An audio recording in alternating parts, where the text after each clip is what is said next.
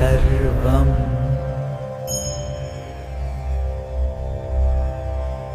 మీరు ఏ కోరికతోనైనా చెయ్యవచ్చు.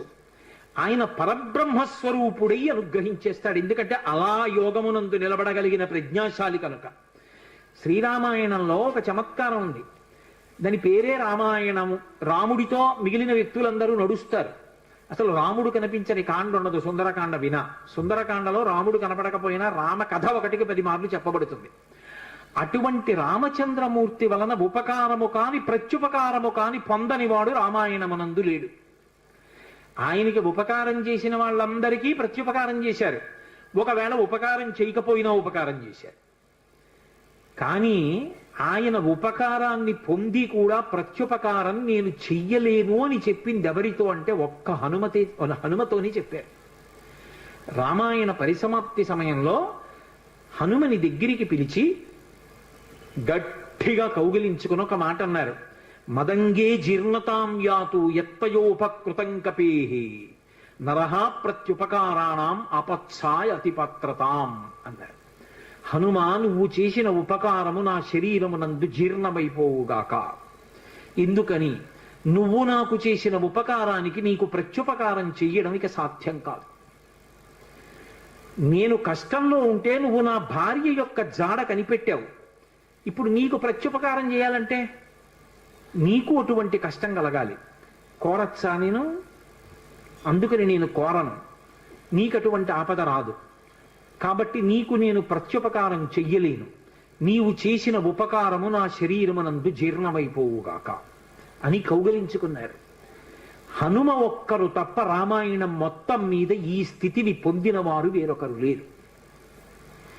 అందుకే రామచంద్రమూర్తి అవతార పరిసమాప్తి సమయంలో ఆయనతో అందరూ వచ్చేస్తానని వెనక వెళ్ళిపోతున్నప్పుడు హనుమని కూడా అడిగారు.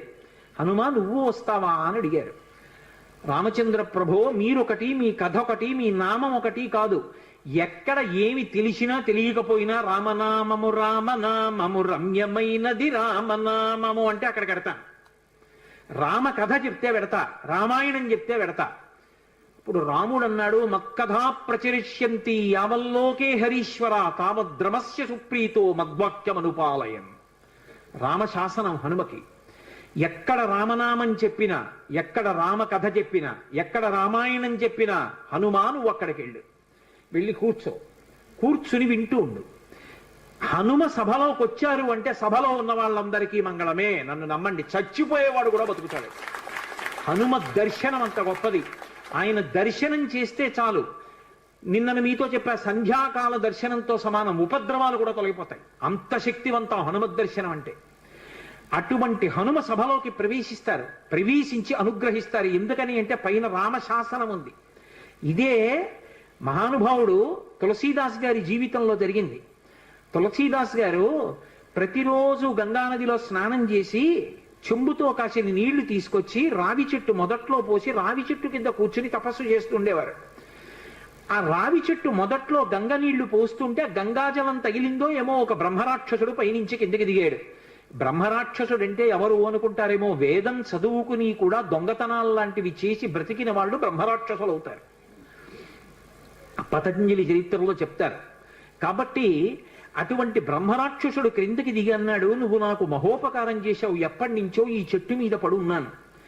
నువ్వు గంగాజలాన్ని తెచ్చి ఈ చెట్టు మొదట్లో పోసినప్పుడు గంగాజల స్పర్శ చేత నా పాపం శమించింది. నేను సాధారణ రూపాన్ని పొందాను. నీకు నేను ప్రత్యుపకారం చెయ్యాలనుకుంటున్నాను. నీవు రామదర్శనం కోసం పరితపిస్తున్నావు. నీకు రామదర్శనం కావాలి అంటే చేయించగలిగిన వారు హనుమ ఒక్కరే. హనుమ రోజు వస్తుంటారు. ఎక్కడికొస్తారో తెలుసా? ఎక్కడెక్కడ రామనామం జరుగుతుందో, ఎక్కడెక్కడ రామనామం ప్రస్తావనకు వస్తుందో, ఎక్కడెక్కడ రామ కథ చెప్పబడుతుందో అక్కడ ఉంటారు. కాశీలో హనుమాన్ ఘాట్లో ఒక వ్యక్తి రోజు రామాయణం చెప్తున్నాడు. అక్కడికి వచ్చి కూర్చుంటారు. ఎలా గుర్తుపడతావో తెలుసా? అందరికన్నా ముందు సభలోకి వస్తారు. అందరికన్నా ఆఖరణ కళ్ళ నీళ్ల పెట్టుకుని ఒక్కడు తలదించుకుని నడిచి వెళ్ళిపోతూ ఉంటాడు. నువ్వు గుర్తుపట్టి వెంట వెళ్ళు అన్నారు. అప్పుడు ఆ రూపంలో వెళ్ళారు. అన్ని వేళలా అలా వెళ్ళరు, ఏ రూపంలోనైనా వెడతారైనా. కాబట్టి తులసీదాస్ గారు హనుమాన్ ఘాట్కి వెళ్ళి కూర్చున్నారు. అందరికన్నా ముందు ఒక వ్యక్తి వచ్చాడు రామాయణం వినడానికి. అందరూ వెళ్ళిపోయిన తర్వాత తల ఉంచుకుని కన్నులమ్మట నీరు కారుతుండగా వెడుతున్నాడు. తులసీదాస్ గారు ఆయన వెంటపడ్డారు. ఆ వ్యక్తి కనిపెట్టాడు, ఎవరో నన్ను వెంబడిస్తున్నారని. ఆయన హనుమ, ఆ ముందు వెడుతున్నవారు. వెనక్కి తిరిగి గద్దించారు, ఎందుకు నా వెంట వస్తున్నావు, ఆగక్కడ. కాదు, నాకు రామదర్శనం కావాలి, నీ వల్లే జరగాలి. వెళ్ళి కాళ్ళ మీద పడ్డారు. కాళ్ళ మీద పడితే ఆయన ఒక స్థలాన్ని చెప్పారు, అక్కడ కూర్చుని నువ్వు జపం చెయ్యి, తపస్సు చెయ్యి, నీకు రామదర్శనం అవుతుందన్నారు. తులసీదాస్ గారు కూర్చుని తపస్సు చేస్తున్నారు. తపస్సు చేస్తుంటే రామలక్ష్మణులు ఇద్దరూ రాజకుమారుల రూపంలో గుర్రాల మీద వచ్చారు. వచ్చి గుర్రాలు దిగి అరుగు మీద సేద తీరారు. ఎవరో రాజకుమారులని తులసీదాస్ గారు ఊరుకున్నారు. వాళ్ళిద్దరూ గుర్రం ఎక్కి వెళ్ళిపోయారు. హనుమ వచ్చారు, రామలక్ష్మణులు వచ్చారు, గుర్తుపట్టావా అన్నారు. ఎప్పుడు వచ్చారు అన్నారు. అయ్యో, ఇద్దరు రాజకుమారుల వేషంలో వచ్చారయా, నువ్వు గుర్తుపట్టలేదు, వెళ్ళిపోయారు అన్నారు. ఎంతో బాధపడ్డారు. మళ్ళీ సాధన చెయ్యి అన్నారు. మళ్ళీ సాధన మొదలుపెట్టారు. మళ్ళీ సాధన మొదలు పెడితే కొన్నాళ్ళు అయిపోయిన తర్వాత చిన్న పిల్లవాడి రూపంలో రాముడు వచ్చాడు. గంధం తీస్తున్నారు తులసీదాస్ గారు రామచంద్రమూర్తికి అనులేపనం చేయడానికి. చిన్న పిల్లవాడి రూపంలో వచ్చి, తాతా తాతా నాకు గంధం ఇస్తావా అని అడిగాడు. ఇది రాముడి కోసం రా, పో అన్నారు తులసీదాస్ గారు. మళ్ళీ పొమ్మంటున్నాడు రా రాముడు వస్తే అని హనుమ వెంటనే పంజరంలో చిలక రూపంలో వచ్చి పాట పాడారు. రాముడు బాలుడి రూపంలో వచ్చి తులసీదాస్ గారిని గంధం అడుగుతున్నాడు, గుర్తించలేని తులసీదాసు వెళ్ళిపోమ్మంటున్నాడు అని. అది విన్నటువంటి తులసీదాస్ గారు వెంటనే పిల్లవాడి కాళ్ళు పట్టుకుని పిల్లవాడి కాళ్ళ మీద పడ్డారు. పడగానే రామచంద్రమూర్తిగా దర్శనమిచ్చారు. దర్శనమిచ్చి, తులసీదాస్, నా పేరు మీద నువ్వు రామాయణాన్ని, దక్షిణ దేశంలో వాల్మీకి రామాయణం, దక్షిణ దేశం ఎక్కడైనా వాల్మీకి రామాయణం, కానీ నువ్వు ఇప్పుడు రామచరితమానస్ అన్న పేరు మీద రామాయణాన్ని రచించు. ఉత్తర భారతదేశంలో రామచరితమానస్కి ఎంత గౌరవం అంటే, మీరు ఆలయాల్లోకి వెళ్ళండి, వ్యాసపీఠాలు పెట్టి దాని మీద రామచరితమానస్ పెడతారు. గుళ్ళోకి వెళ్ళిన వాళ్ళు కనీసం ఒక్క శ్లోకమైన అందులోంచి చదువుకుని చక్కగా ఓ పువ్వు ఏదో పెట్టి నమస్కారం పెట్టొస్తారు. రామచరితమానస్కి అంత గొప్ప. విచిత్రం ఏంటంటే, హనుమాన్ చాలీసా, రామచరితమానస్ రెండు తులసీదాస్ గారి శరీరంతో ఉండగానే ప్రఖ్యాతి వహించేసాయి. అటువంటి తులసీదాస్ గారు ఎప్పుడూ రామనామం చెప్తుండేవారు. ఒకప్పుడు తులసీదాస్ గారు గంగ ఒడ్డున నిలబడి ఉన్నారు. ఒక ఆవిడ గబగబా వచ్చి ఆయన కాళ్ళ మీద పడి నమస్కారం చేసింది. ఎప్పుడూ అలవాటు మీద తులసీదాస్ గారు దీర్ఘసుమంగళీభవ అన్నారు. అయ్యా, నన్ను దీర్ఘసుమంగళీభవ అంటున్నారు, నా భర్త మరణించాడు, అదిగో చితి మీద పడుకోబెడుతున్నారు దహన సంస్కారానికి, మీ నోట వంట వచ్చిన మాట అబద్ధం కాకూడదు అందావిడ. నా నోట రావడం ఏమిటమ్మా, రాముడు పలికించాడు. ఆయన వెంటనే అక్కడికి వెళ్ళి ఆ కమండలంలో నీళ్లు తీసి ఆ శవం మీద చల్లి రామనామం చెప్పారు. చటుక్కున లేచి కూర్చున్నాడు. ఇది చూశారు పాదుషా యొక్క గూఢచారులు ఆ గంగా తీరంలో తిరుగుతూ. తులసీదాస్ గారి దగ్గర రకరకాలైనటువంటి విన్యాసాలున్నాయి, ఆయన ఏవైనా చెయ్యగలడని పాదుషాకి చెప్పారు. పాదుషా తులసీదాస్ని పిలిపించారు. పిలిపించి, నువ్వేమిటో చచ్చిపోయిన వాడిని బతికించావుట, ఏవి కొన్నటువంటి వింత చేష్టితములు చెయ్యన్నారు. తులసీదాస్ గారు అన్నాడు, వింత చేష్టితములు చేయడానికి నేను గారడివాణ్ణా? కాదు, రాముడు నన్ను పనిముట్టుగా అనుగ్రహించాడు, అది రామానుగ్రహం అన్నాడు. అంటే నేను చెప్పిన మాట పాటించట్లేదు కాబట్టి కొరడాలతో కొట్టండి అన్నాడు. అంటే అప్పుడు హనుమాన్ చాలీసా చేశారు తులసీదాస్ గారు.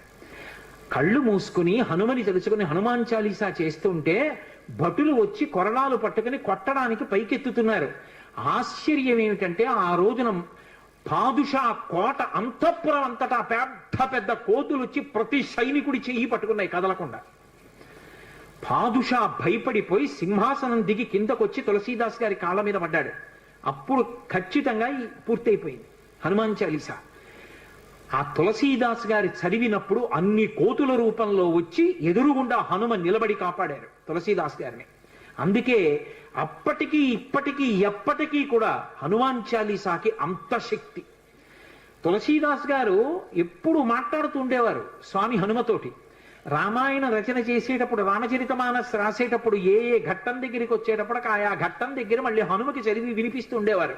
హనుమ అంతా చదివి సరేనంటుండేవారు. అబ్బో, ఎన్ని చమత్కారాలు, వాళ్ళిద్దరి మధ్యలో ఎన్ని విశేషాలు జరిగాయో తులసీదాస్ గారికి హనుమకి.